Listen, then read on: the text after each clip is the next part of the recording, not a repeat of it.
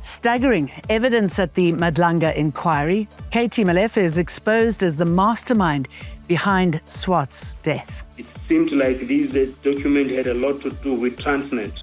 Matric exams begins a test not just of knowledge, but mental endurance. And no, you're not hallucinating. That is a lion leaping from a car roof. Hello, I'm Jane Dutton.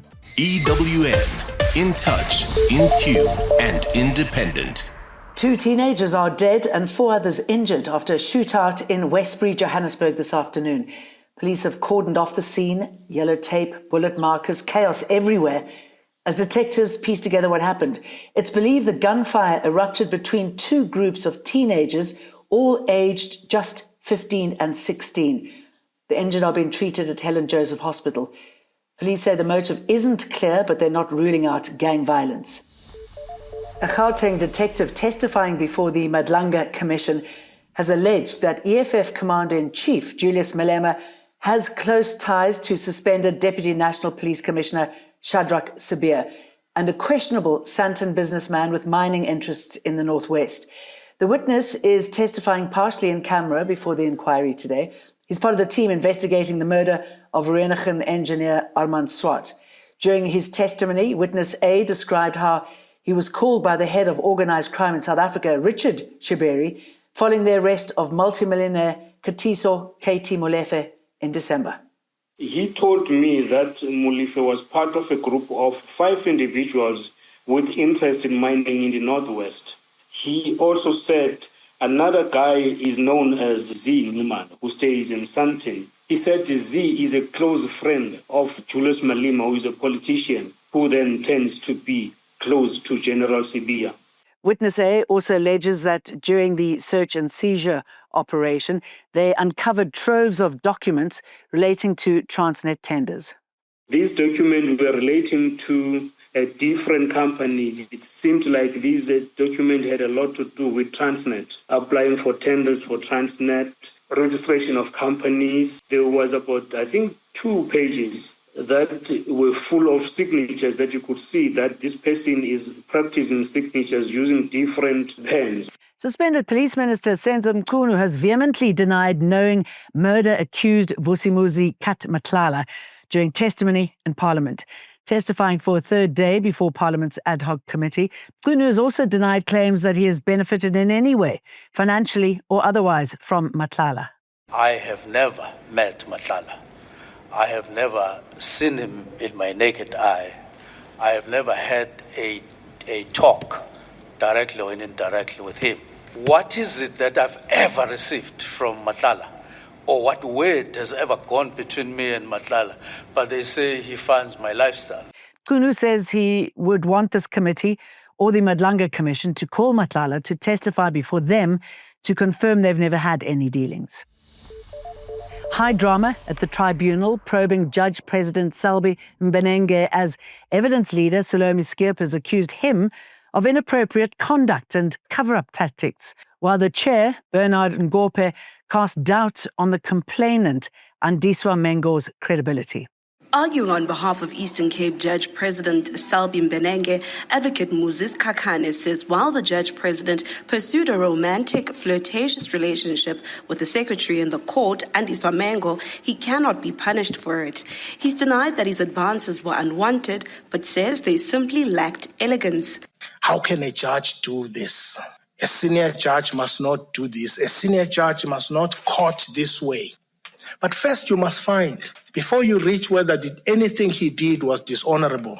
Of course, I wouldn't court the way he does. I find it inelegant. But this is not a competition about how best to court. Skakane has also accused Mengo of fabricating the facts. He says, while nobody must be sexually harassed, nobody must be falsely accused of sexual harassment.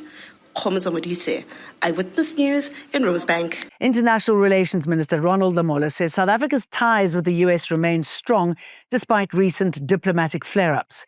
Speaking in London at the Financial Times Africa Summit, Lamola downplayed May's tense White House meeting where Donald Trump ambushed President Ramaphosa's delegation with a video featuring Julius Malema and false genocide claims. We continue to view the US as a strategic partner to our economy. There is lives and livelihoods that are empowered by the American investment in our country.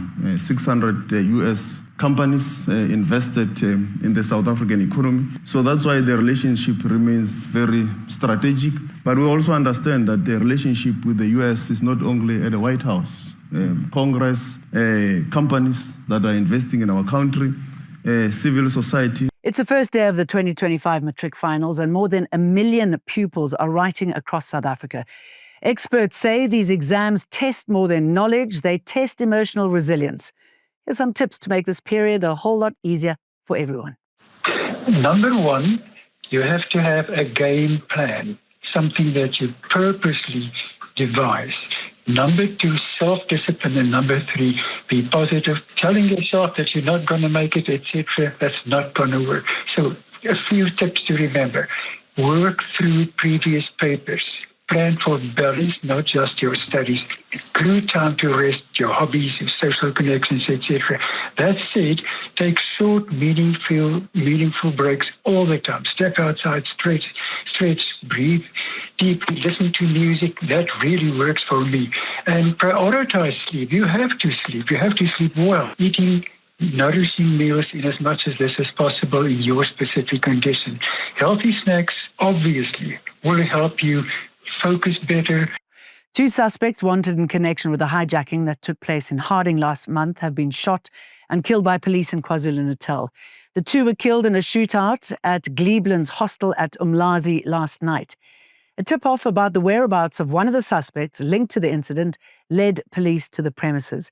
Police say upon arrival, a gun battle ensued and 2 suspects, aged 27 and 30, were fatally shot. An operation was planned, and on Monday night, 20 October 2025, members proceeded to Cleveland's hostel. Upon their arrival, police officers knocked at the door and announced themselves. The occupants' response was firing shots towards the police officers. A gun battle ensued, and 2 suspects were fatally wounded in the process. Police found 2 unlicensed firearms as well as 6 rounds of ammunition. 1 person has been killed and another seriously injured following a drive-by shooting in KwaZulu-Natal. Paramedics say the 2 men were attacked while driving in Durban this morning. The motive for the shooting is not yet known. Paramedics arrived on scene to find chaos and carnage as they found that a vehicle had been shot at numerous times, leaving both the driver and passenger with multiple gunshot wounds. Paramedics assessed the 2 men, believed to be in their 30s and 40s. However, one of them, the passenger, had sustained multiple gunshot wounds and there was nothing paramedics could do for him, and he was declared deceased at the scene. Zimbabwe's ruling ZANU-PF party has backed a plan to extend President Emmerson Mnangagwa's term by 2 years, keeping the 83-year-old in power until 2030.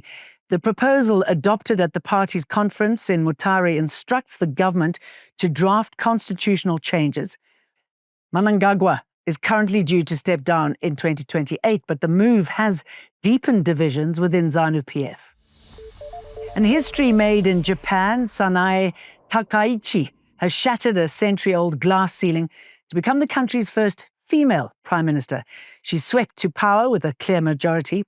Takaichi steps in at a tough time as Japan battles soaring living costs and public frustration. She's the nation's 4th leader in just 5 years.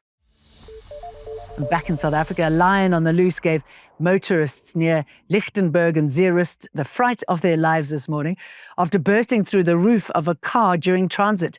The big cat's escape didn't last long. He's been tracked down and safely captured. Authorities have launched an investigation into how the lion managed to break free. So you can come out of hiding now. We'll see you again tomorrow.